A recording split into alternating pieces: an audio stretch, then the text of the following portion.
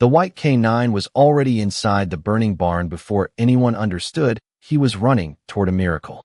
Smoke rolled across the McAllister farm like a dark tide, swallowing the red-painted walls, the split-rail fence, the old windmill that had not turned in years. The fire had started somewhere near the back stalls, where dry hay and winter dust waited like kindling, and by the time the first neighbor saw the orange glow climbing the roofline, the night was already trembling with heat. Sergeant Caleb Brooks stood at the edge of the gravel drive, boots planted in ash, his dark face lit by the pulsing red of emergency lights still too far down the county road. He had not come looking for trouble. He had been driving home from the VA clinic outside Asheville, one hand on the wheel, the other resting against the old dog tags hanging beneath his hoodie, trying to outrun another quiet evening with too much silence in it. Then the white blur had cut across Route 19, fast as lightning, straight toward the smoke. At first Caleb thought it was a deer catching moonlight. Then it turned its head, and he saw the ears, the sharp muzzle, the hard bright eyes of a German shepherd built for duty. The dog never barked at him. He only looked back once, just once, as if Caleb had already been chosen, then disappeared through a gap in the burning barn door. No, Caleb breathed, but his body moved before fear could finish the sentence. Marines were trained to read moments before they became disasters, and every inch of that farm told him the same thing. Time was not coming back for anyone inside. The air smelled of scorched pine, wet dirt, diesel, and something older, something that made his chest tighten with memory. He grabbed a wool blanket from the bed of his pickup, soaked it under the hand pump near the porch, and wrapped it over his shoulders. The farmhouse behind him was dark, its windows black, no voices calling, no porch light burning. Whoever owned this place was gone, or trapped, or too far away to stop what was happening. Another crack split the night. A beam gave way inside the barn, sending sparks into the cold Carolina air like a swarm of fireflies that had forgotten how to be gentle. Caleb moved toward the door, one sleeve over his mouth, eyes narrowed against the smoke. The heat struck him hard, pushing against his skin, filling his lungs with warning. "Hey," he called. "Anybody in there?" Only the fire answered. Then came a sound so small it nearly vanished beneath the roar. A thin cry. Not human. Not exactly. Caleb froze. From somewhere beyond the first row of stalls, the white German shepherd barked once, sharp and urgent. The sound was not panic. It was direction. Caleb stepped inside. The world became orange shadow and black breath. Tools hung along the wall, their metal shapes glowing through the haze. A saddle rack had collapsed near the center aisle. Loose straw burned in quick, hungry lines along the floor, and above him, the rafters groaned like an old ship in a storm. The dog appeared through the smoke 20 feet ahead, white coat smeared gray, ears pinned back, eyes locked on Caleb. He was beautiful in a way that did not belong to comfort. Broad-chested, lean, disciplined, with a black leather collar hanging loose around his neck and no tag. A working dog, Caleb knew immediately. Maybe once military. Maybe search and rescue. Maybe abandoned by someone who never deserved him. "All right, boy," Caleb whispered, voice rough behind the sleeve. "Show me." The K9 turned and ran deeper into the barn. Caleb followed, staying low, one hand against the stall boards, counting steps the way he had once counted breaths in places where fear had a different name. 10 feet. 12. 15. The first stall was empty. The second held only broken tack and smoke. In the third, Caleb saw movement beneath a pile of fallen burlap sacks. The white K9 shoved his nose under the cloth and pulled back with careful force. Another cry rose up, weaker this time. Caleb dropped to one knee and lifted the sacks. Beneath them, curled in a rusted feed tub lined with a torn horse blanket, were 3 tiny puppies, their fur dusted with soot, their bodies trembling against one another for warmth that the fire had turned cruel. For 1 second, Caleb forgot the heat. He forgot the barn. He forgot the sirens still distant beyond the trees. 3 little lives blinked up through smoke, too young to understand danger, old enough to reach for breath. The white K9 pressed forward, touching each puppy with his nose as if counting them. 1, 2, 3. But he did not relax. His eyes moved past Caleb, toward the back wall, toward a stall where the smoke had grown thickest. Caleb felt it then, the shape of something unfinished. The title of the miracle was not complete. "There's more," he said softly. The dog's ears lifted. Then, from beyond the burning partition, came a sound Caleb would remember for the rest of his life. Not a bark, not a cry, but a low, broken whimper from something that had waited as long as it could. Caleb moved toward the sound before his mind could name the risk. The three puppies were tucked inside the wet blanket against his chest, their tiny bodies pressed close beneath his jacket where the smoke could not reach them as easily. The white canine stayed ahead of him, not running now, but guiding, pausing every few steps to make sure the Marine was still there. It was the kind of discipline Caleb had only seen in dogs who had known commands, consequences, and duty. The kind of dog who did not need to be told what mattered. The back aisle of the barn had become a tunnel of heat. Fire crawled along the ceiling beams in bright, restless lines, and smoke hung low, thick enough to turn Caleb's eyes to water. He kept one shoulder against the wall, feeling his way past old grain bins and a stack of cracked wooden crates. The canine stopped beside the fourth stall, lowered his head, and whined. Caleb leaned close, trying to see through the gray. At first, he saw only straw, a fallen gate, and a shape too still beneath the smoke. Then the shape breathed. Slow, shallow, fighting, easy, Caleb said, though he did not know whether he was speaking to the dog, the hidden animal, or himself. He stepped over a broken board and crouched. There, half covered by a singed canvas tarp, lay a female German shepherd, her coat pale cream under the soot, her muzzle dusted white, her side rising and falling with painful effort. She was not trapped by flame, but by exhaustion. Her eyes opened when Caleb touched the tarp. Amber, clouded. A mother's eyes, still searching even when the body had almost given up. The white canine lowered himself beside her and pressed his nose to her cheek. The gesture was so gentle that Caleb felt something inside him break quietly, not in weakness, but in recognition. He had seen loyalty before. He had seen men carry it in their hands, in letters folded into pockets, in photographs sealed inside helmets. But this was older than language. This was a promise made without words. "They are alive," Caleb whispered, opening his jacket just enough for the mother to hear the faint sounds from the blanket. One puppy squeaked. The mother's ears twitched. Her eyes shifted toward Caleb's chest, and for the first time, her breathing changed. Not stronger, not yet, but aware. Hope had entered the stall like a candle trying to survive the wind. Caleb looked around for a way to move her. She was too weak to stand, and the doorway behind him was darker now than it had been seconds before. Somewhere overhead, a rafter popped, showering sparks against the far wall. The white canine stood immediately between the mother and the heat, shoulders squared, as though he could hold back the whole burning world by faith alone. Caleb swallowed hard. "I know," he said. "I am not leaving her." He slid the blanket-wrapped puppies carefully into a metal feed pan near the stall door, keeping them low and covered. Then he worked his arms beneath the mother dog, one under her chest, one beneath her hips. She gave a small sound, barely more than breath. "I have you," Caleb murmured. "I have all of you." The weight surprised him. She was lighter than a healthy shepherd should be, but still heavy enough that his injured left shoulder protested the moment he lifted. That shoulder had been patched together after an accident overseas, the kind of injury that doctors called healed because they had no better word for what remained. Pain flared down his arm, white and sharp. Caleb shut his eyes for half a second, breathed through it, and rose. The canine nudged the feed pan with the puppies forward, then looked up at him. Caleb understood the impossible instruction in those eyes.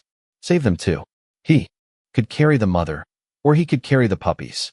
Not both. Not through that smoke. The sirens outside were louder now, but still not close enough. The barn answered with another groan. Caleb looked down at the white dog. "You brought me here," he said softly. "Now I need you to bring them out." The canine stared at him. Then, as if the words had settled somewhere deeper than training, he gripped the edge of the feed pan in his teeth and began to pull. Slowly, carefully, 1 inch at a time. Caleb followed, carrying the mother dog against his chest, the heat pressing at his back, the puppies sliding safely inside the pan as the white canine dragged them down the aisle toward the dim square of night beyond the barn door. And for the first time since he had stepped into the fire, Caleb believed they might all make it out. The night air outside the barn was thick with the smell of smoke and damp earth. carrying the faint metallic tang of rusted tools that had fallen to the ground. Caleb stepped into the open, the mother dog cradled against his chest, her breathing ragged but steady enough to suggest hope, while the white K9 padded beside him, ears alert, eyes scanning every shadow for hidden hazards. The puppies, snug in the metal pan wrapped in the wet blanket, wobbled slightly as the K9 guided them along the gravel path leading away from the barn, his nose pressed close to the pan, steady and unflinching. A low breeze brought relief, carrying the scent of wet pine and distant rain over the rolling hills of the McAllister farm. Caleb kept his feet deliberate, one careful step at a time, feeling the uneven gravel bite at his boots. The mother dog shifted against him, nudging her head toward the K9, who responded with a soft whine, an affirmation of their shared understanding. Moonlight spilled across the fields, illuminating the pale coat of the white German shepherd, making him look larger than life, a silent guardian against the darkness that had crept through the barn. Caleb adjusted the blanket around the puppies, ensuring none of them tumbled out as the K9 nudged the pan gently, encouraging the little ones to stay close and keep moving. Every sound was amplified. In the quiet night, the distant call of an owl, the rustle of leaves, the faint pop of a settling fire in the barn behind them. Yet the K9 remained calm, composed, almost regal, as if he had carried out this duty 1,000 times before. Caleb breathed deeply, tasting the cool night air, letting it replace the acrid smoke that had burned his throat moments earlier.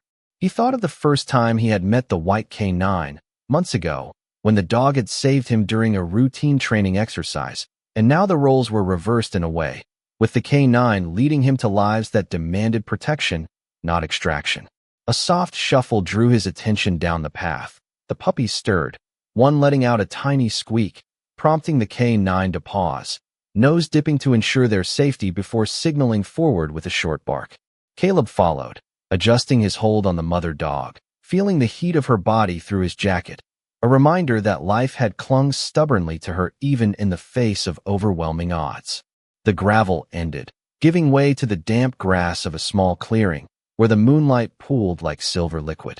Caleb set the mother dog down gently, keeping a hand on her back, while the K9 nudged the pan of puppies into a safer spot, the edges of the blanket shielding them from the night chill.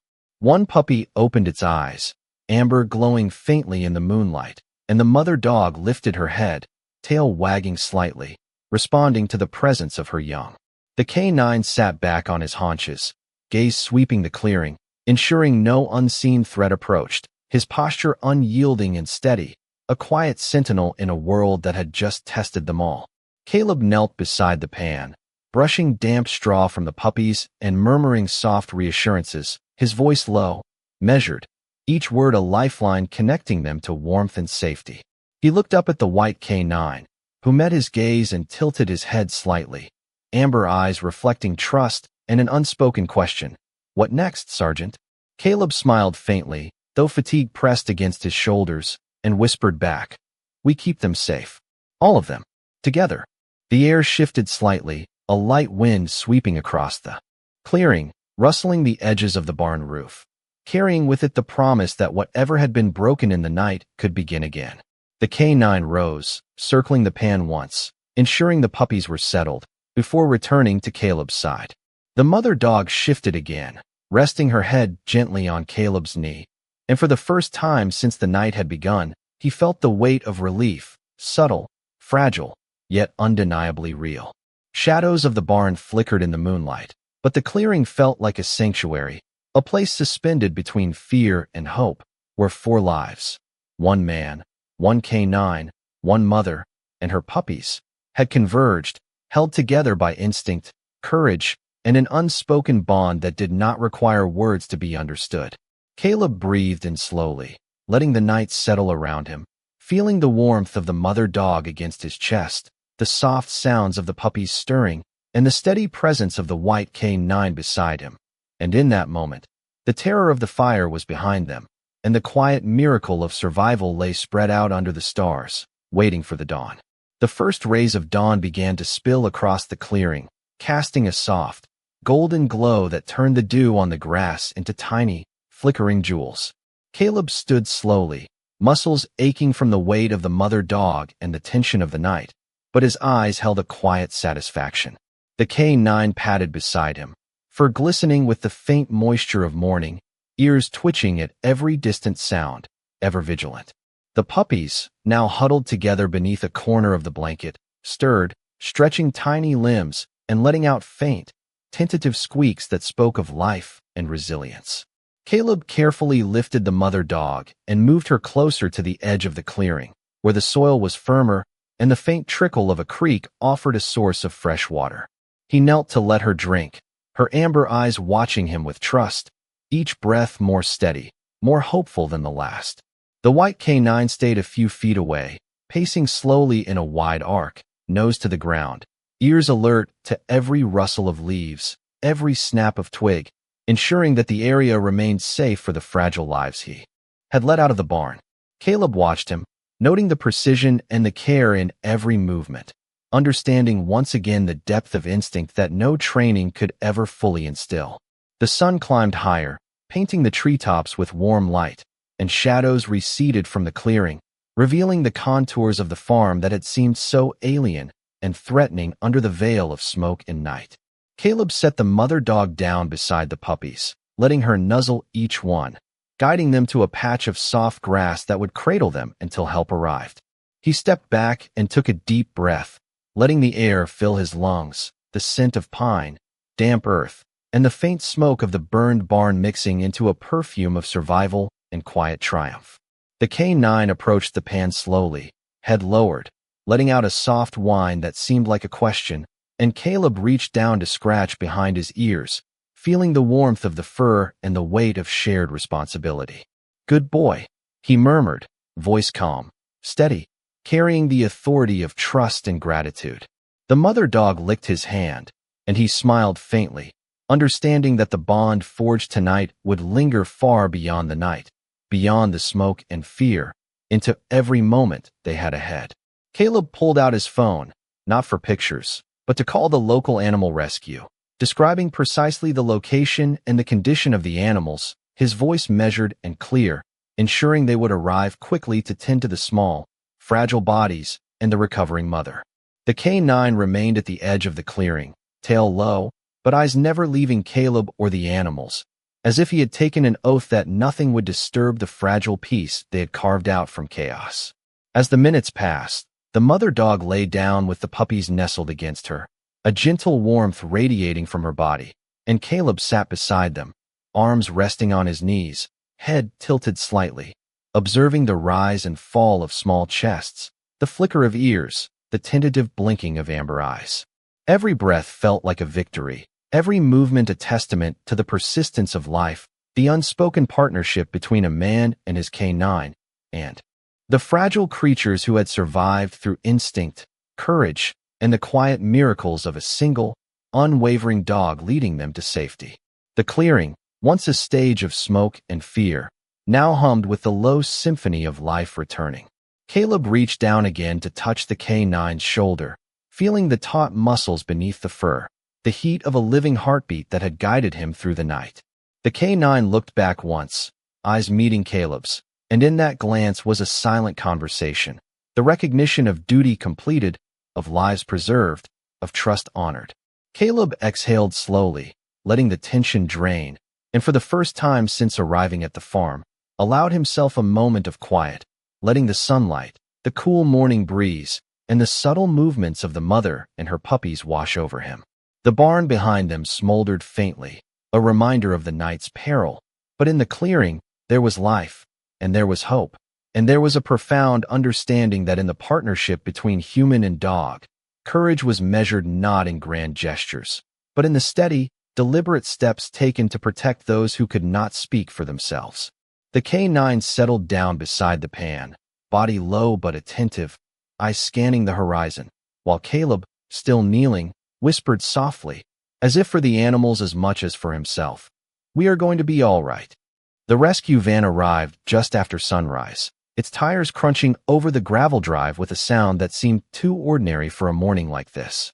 Caleb turned his head as a woman in a navy jacket stepped out, carrying a medical bag in one hand and a folded carrier in the other. Her name patch read Miller County Animal Rescue, and beneath it, in smaller thread, Dana Whitaker. She moved with the calm speed of someone who had learned not to waste panic on emergencies.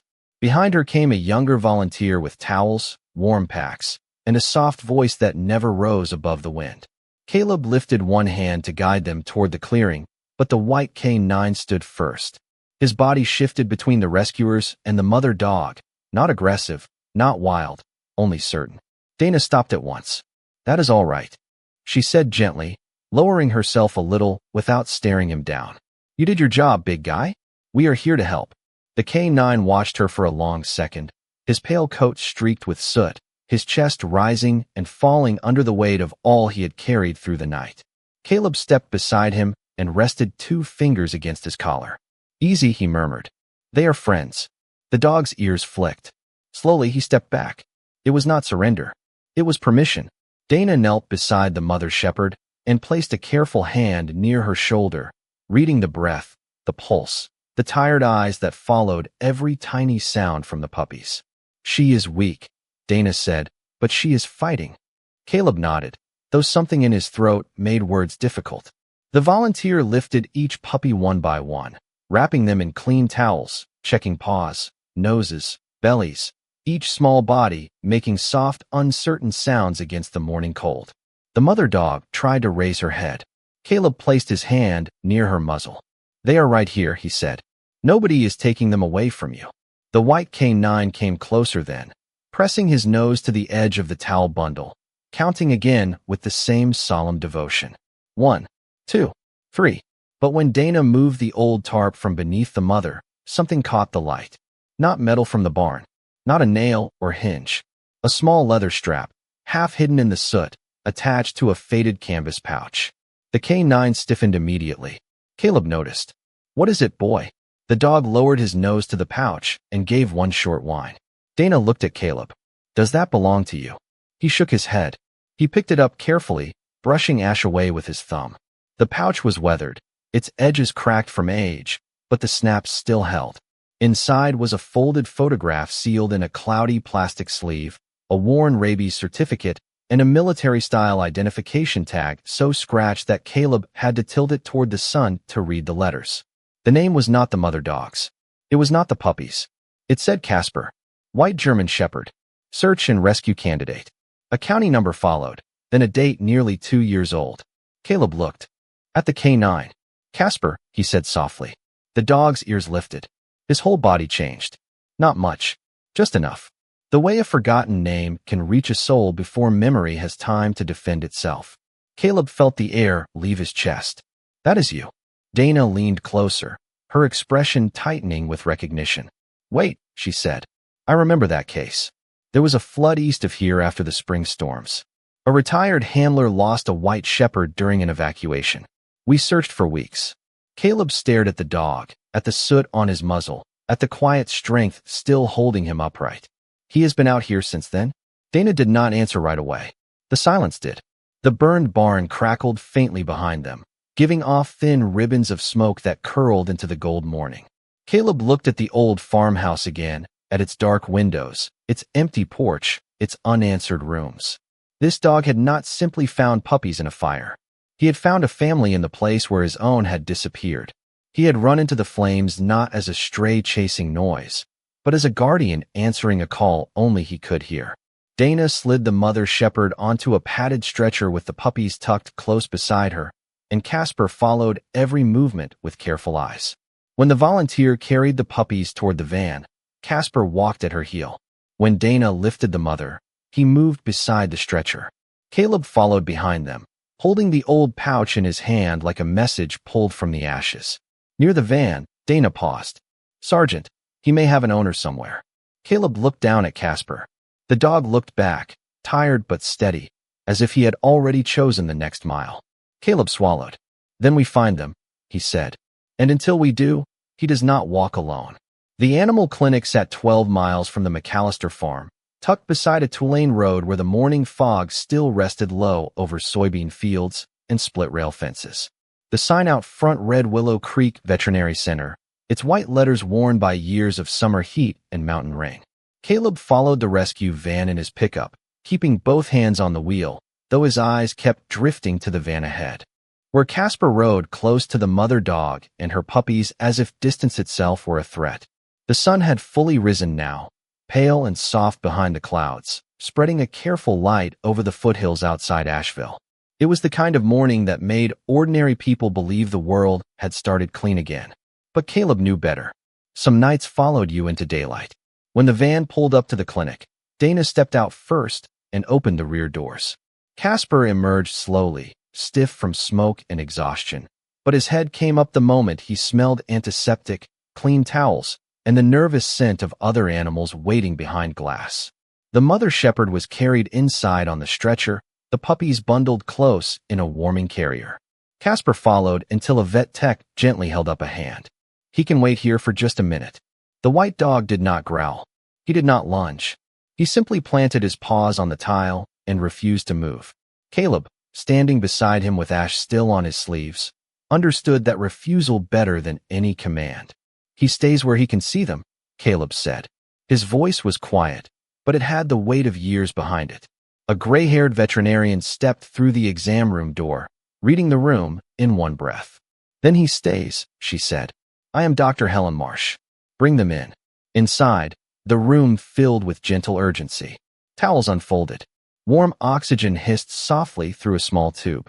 A heat lamp cast a golden circle over the puppies while Dr. Marsh checked the mother's breathing and listened to her chest with a stethoscope warmed between her hands. "She is dehydrated," the doctor said. "Smoke-tired, underfed, but not broken." Caleb stood against the wall, watching her hands move with calm precision. Not broken. Those two words landed somewhere deep. He had heard doctors use similar language about him once, after his last deployment, after the accident that left his shoulder aching on cold mornings and his sleep full of doors closing in the dark. Not broken. As if a man could be measured by whether he still stood upright. Casper settled beside the exam table, eyes fixed on the mother dog. One puppy wriggled under the towel and released a thin squeak. The mother lifted her head at once.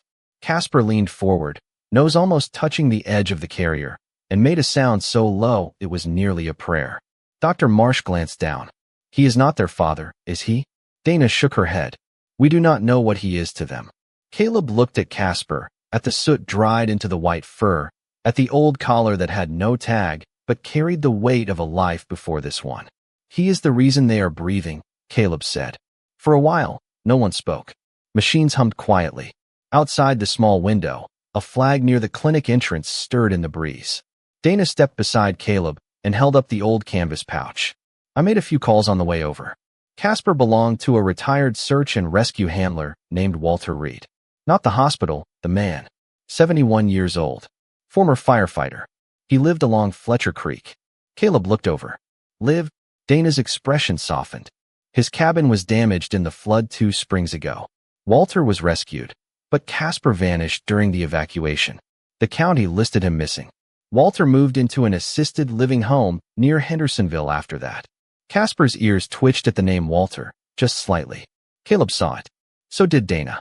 Dr. Marsh kept working, but her eyes lifted for a moment. "Does Walter know?" Dana shook her head. "Not yet." Caleb looked down at the dog. All this time, Casper had been carrying a lost name through back roads, storms, empty fields, and now fire. Not wandering, waiting, serving whatever life God placed in front of him. The clinic door opened, and the young volunteer stepped in with a soft blue blanket. "The puppies are warming up," she said. "All 3 are active." Dr. Marsh smiled for the first time. "That is good news." The mother dog blinked slowly, and her tail moved once against the towel. A single fragile tap. Caleb felt the room change. Not loudly, not dramatically, just enough for everyone to breathe differently. Casper rose, took one step closer, and touched his nose to the mother's paw. She did not pull away. Instead, she rested her muzzle near him, as if thanking a guardian she had known only. Through smoke, Caleb turned toward Dana. "Call Walter." Dana nodded and stepped into the hallway. Caleb stayed with Casper, his hand resting lightly on the dog's shoulder. Beneath his palm, the white shepherd trembled, not with fear now, but with the exhaustion that comes after holding the line too long. Caleb bent close and whispered, "You found them, boy." Now maybe it is time somebody finds you. Dana returned from the hallway with her phone held loosely in both hands, and Caleb knew before she spoke that the call had reached someone. Her face had changed, not into sadness, but into the careful tenderness people wear when they are carrying news too delicate to drop. Casper lifted his head from Caleb's boot, ears turning toward her voice before she said a word. Walter is alive, Dana said softly. He is at Blue Ridge Veterans Home in Hendersonville. The nurse says he still keeps Casper's leash on the chair beside his bed. The room went still. Even Dr. Marsh paused with one hand resting near the mother shepherd's ribs, listening as if that single sentence had become part of the heartbeat in the room. Caleb looked down at Casper. The dog had not moved, but something in his eyes sharpened. The name Walter had opened a door inside him, and whatever lived behind it was awake now. Can he come here? Caleb asked. Dana hesitated. He is frail. Uses a wheelchair. The nurse said long rides tire him. Caleb looked toward the exam table, where the mother shepherd lay beneath warm towels, her 3 puppies nestled close enough to feel her breath. Then he looked at Casper, the dog who had walked through smoke for a family that was not his by blood, who had remembered duty when the world forgot his name. Then we go to him, Caleb said. Dr. Marsh glanced over. The mother and pups need to remain here for care, but Casper can travel if he rests first. Casper stood as if he understood only one word. Walter. The white shepherd's paws slid slightly on the clean tile, his body still tired, but his will rising faster than strength could follow. Caleb crouched and placed a steady hand against his chest. Not yet, he whispered. You need a little time. Casper looked at him, and Caleb felt the strange ache of being trusted by something that did not know how to ask for help. 2 hours passed in the quiet rhythm of recovery. The clinic warmed with daylight. A coffee maker hissed somewhere near the front desk. Trucks moved along the road outside, their tires whispering over damp pavement. Casper slept for 20 minutes beside the exam room door, one ear raised even in dreams. Caleb sat on the floor near him because chairs felt too far away. Every so often, the puppies made small sounds, and Casper's eyes opened just enough to check on them. The mother shepherd, whom Dr. Marsh had begun calling Grace, watched him with a calm that seemed earned, not given. By late morning, Casper had been cleaned with warm towels, checked for burns that were only superficial, given water, food, and a soft gray blanket that he accepted only after Caleb touched it first. Dana drove them to Hendersonville in the rescue van, while Caleb sat in the back beside Casper, one hand looped gently through the old collar.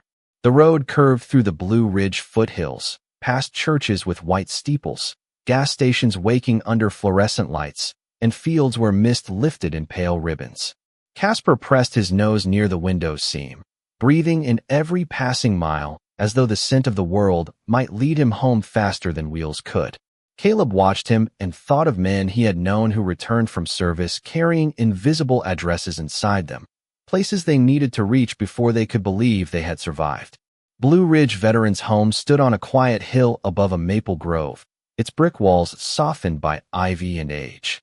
An American flag moved slowly in the breeze near the entrance. A nurse named Paula met them at the door, her eyes already wet. Walter is in the sunroom, she said. I told him a visitor was coming, but not who. Caleb nodded. Casper stepped inside and stopped. The smell hit him first. Floor polish, laundry soap, old paper, medicine, coffee, human waiting. His body grew very still.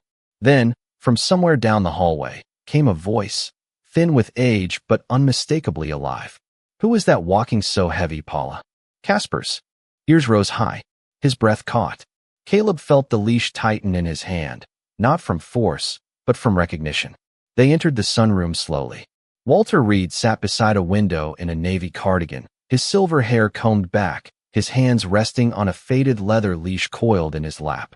He looked smaller than Caleb expected, but his eyes were clear, blue, and searching. Casper took one step, then another. Walter leaned forward, confusion passing across his face like a cloud. No, he whispered. No, that cannot be. Casper made a sound Caleb had not heard from him before, something between a whine and a breath returning after being held for 2 years. Walter's hand trembled as he lowered it. Casper. The white shepherd crossed the last few feet and laid his head in the old man's lap with such care, such reverence, that nobody in the room moved. Walter bent over him, both hands sinking into the white fur, and his shoulders shook with quiet relief. Caleb looked away toward the window, giving them the dignity of their miracle. Outside, sunlight broke through the clouds and touched the flag, bright and gentle, as if heaven had waited for this exact moment to arrive. Casper settled beside Walter, head resting gently on the wheelchair arm, as if he had never left, and for a long moment the room held only the sound of slow, even breathing, punctuated by the soft squeaks of the puppies still nestled in their carrier in the corner. Caleb remained near the window, letting sunlight spill across his shoulders, and watched as the two reunited souls, man and dog, touched by years and distance, found their rhythm once more. Walter's hands moved over Casper's fur, lightly, memorizing every inch as though reading a familiar map, tracing the path of loyalty that had led him here. The white shepherd lifted his head and made a low sound, almost conversational, and Walter's lips curved in a smile that had been hidden behind time and worry. Outside the sunroom, the morning warmed slowly. The flag above the entrance fluttered lightly, and the scent of pine and fresh grass drifted through an open window. Caleb allowed himself to breathe fully, feeling the tension of the past night. Release in slow waves. He glanced at Dana, who nodded once, her expression reflecting the quiet satisfaction of a rescue done well, of lives held safe by determination, trust, and instinct. The mother shepherd, Grace, had begun to eat from a shallow dish placed near her by Dr. Marsh, licking carefully while keeping her eyes on the room and the movements of the humans and Casper alike. The puppies, energized by warmth and safety, began to stir more vigorously, tumbling within the towels, testing their limbs, and squeaking for attention, while Casper watched over them with the calm authority that only a protector could hold.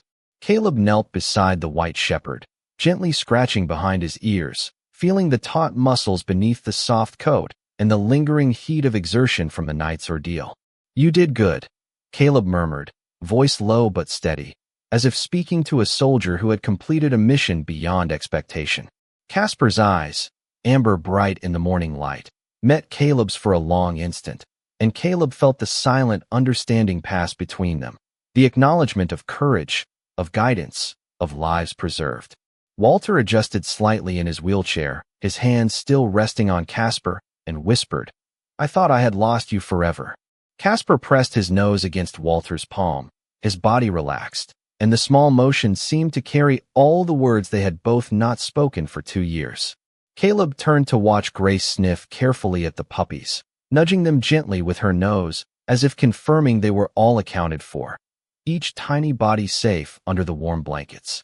Dana and the volunteer moved softly around the room, arranging a small space for the mother and pups to rest comfortably, adding towels and a portable water bowl, all while respecting the delicate moment between man and dog. Outside, the world moved quietly, unaware of the nights that had been survived, of the smoke that had curled through the barn, of the courage and determination that had carried creatures to safety.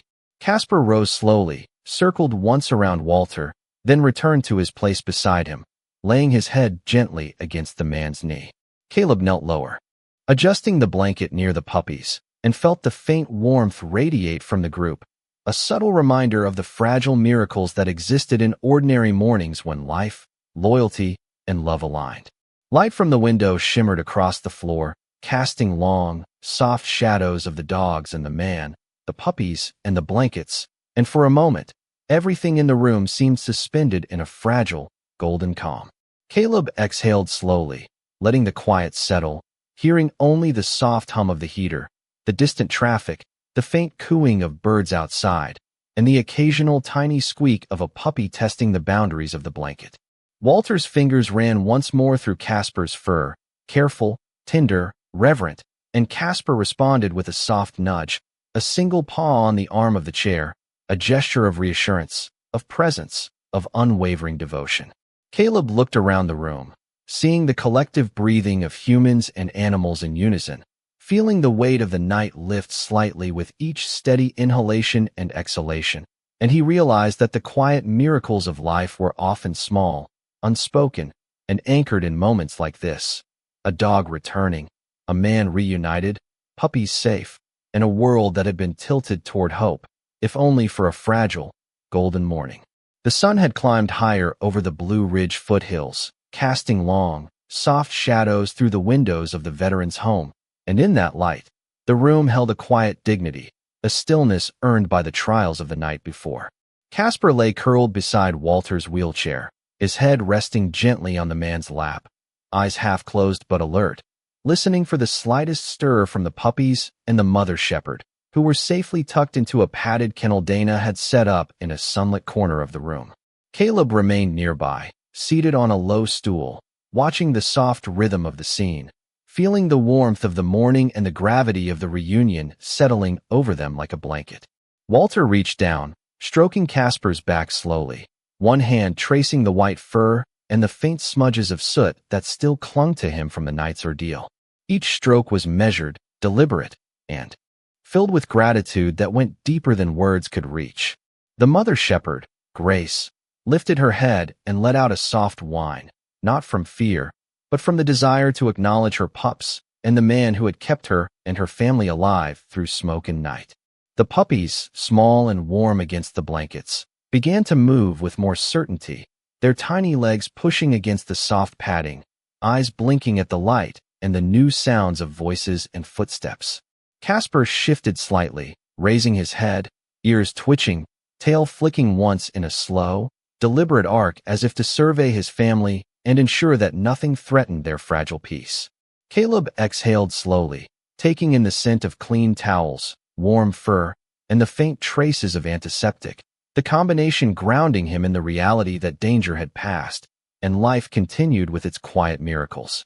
Walter leaned back slightly in his chair, eyes moist, not from pain, but from the weight of relief, the knowledge that he was not alone, that the dog he had loved, trained, and lost had returned to him in the moments he needed him most. The morning moved gently, each breath a note in the symphony of survival. The light shifted across the room as the sun climbed higher, touching Casper's coat, making it glow in the warm light, and Caleb noted how the dog's posture relaxed, no longer tense from alertness, but still dignified, still attentive, a sentinel who had walked through fire to bring those in his care to safety. Dana moved quietly, checking on the mother and puppies, placing a small dish of fresh water near Grace, who lapped gently, careful not to disturb the tiny bodies pressed against her side. Walter's hands moved over Casper again, gentle, reassuring, and Casper responded with a soft nudge of his nose, a gesture that carried years of loyalty, courage, and trust. Caleb felt a knot in his chest loosen, the lingering tension of the night dissolving in the soft light of day, in the harmony of the room, in the quiet understanding shared among humans and animals who had survived together. Outside the window, the flag fluttered gently, the wind carrying the faint scent of pine and grass, and inside, the sound of slow, even breathing filled the space, interspersed with the small, tentative squeaks of the puppies discovering warmth, comfort, and life.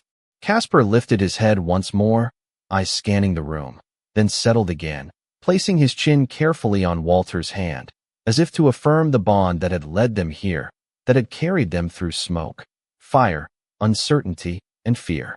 Caleb reached over and scratched gently behind the dog's ears, feeling the taut muscles relax, the warmth of life radiating through him, and he realized that the quiet miracles of courage, loyalty, and instinct had unfolded completely here, in the soft morning light, in the presence of those who had been tested, and those who had returned whole in heart and spirit.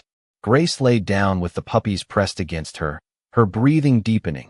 Casper shifted closer to Walter, and the room hummed with life, hope, and the knowledge that some bonds, once formed, endure through every trial, every hour of darkness, and into the calm clarity of dawn, where every movement, every breath, every glance carried the weight of care, devotion, and the quiet miracles of survival that had been earned and acknowledged in full.